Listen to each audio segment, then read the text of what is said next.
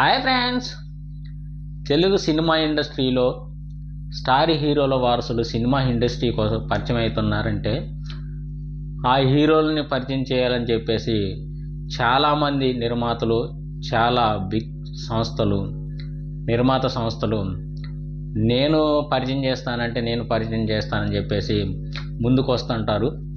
అందులో మరీ ముఖ్యంగా ఎక్కువ శాతం ఇంతకుముందు తెలుగు స్టార్ హీరోల వారసును పరిచయం చేసిన సంస్థ ఏదైనా ఉందంటే అది ఒక వైజయంతి మూవీస్ అనే చెప్పాలి. వాళ్ళు మన మహేష్ బాబు గారిని కానీ, అలాగే మన రామ్ చరణ్ గారు కానీ, ఇలా స్టార్ హీరోలని చాలామందిని వైజయంతి మూవీస్ వాళ్ళు పరిచయం చేయడం అయితే జరిగింది.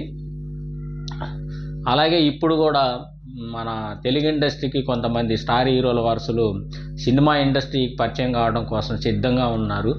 వాళ్ళు మన బాలకృష్ణ గారు కొడుకు మోక్షజ్ఞ, అలాగే పవన్ కళ్యాణ్ గారి కొడుకు అకీరా నందన్, అలాగే మహేష్ బాబు గారి కొడుకు గౌతమ్ నందన్ వీళ్ళు రెడీగా ఉన్నారు.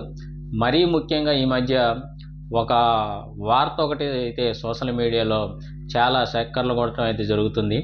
అదేంటంటే పవన్ కళ్యాణ్ గారి కొడుకు అకీరా నందన్ సినిమా ఇండస్ట్రీలోకి అడుగు పెట్టబోతుండని చెప్పేసి ఒక వార్త అయితే వైరల్ అవుతుంది.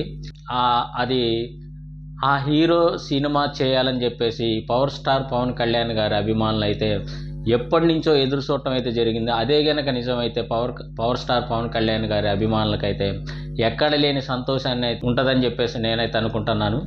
అలాగే ఆ హీరోని ఇంట్రడ్యూస్ చేయాలని చెప్పేసి ప్రతి ఒక్క నిర్మాత ముందుకు వస్తూనే ఉంటాడు.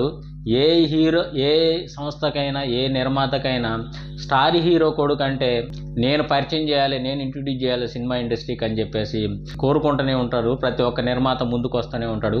కానీ స్టార్ హీరోలు అయితే ఏ చిత్ర నిర్మాత ఏ బ్యానర్ అయితే బాగుంటుంది, ఏ కథ అయితే బాగుంటుంది, ఎవరి చేతిలో పెడితే బాగుంటుంది అని చెప్పేసి వాళ్ళు కూడా ఎదురు చూస్తూనే ఉంటారు. మొన్నటికి మొన్న ఈ మధ్య ఒక ఇంటర్వ్యూలో పీపుల్స్ మీడియా సంస్థ సంబంధించిన టీజీ విశ్వప్రసాద్ అని చెప్పేసి ఒక నిర్మాత అయితే పవన్ కళ్యాణ్ గారు కనుక ఒప్పుకుంటే మాత్రం అకీరా నందన్ నేను ఇంట్రడ్యూస్ చేయాలనుకుంటున్నాను, అతనితో ఒక పాన్ ఇండియా సినిమా చేయాలని చెప్పేసి నేనైతే అనుకుంటున్నానని చెప్పేసి ఒక ఇంటర్వ్యూలో అయితే చెప్పడం అయితే జరిగింది. మరి పవన్ కళ్యాణ్ గారు పీపుల్స్ మీడియా సంస్థ టీజీ విశ్వప్రసాద్ గారి చేతిలో పెడతారా, లేక మరి ఇంకేదన్నా మంచి సంస్థ మన చేతిలో పెడతారా అని చెప్పేసి అయితే ఎదురు చూడాల్సి ఉంటుంది.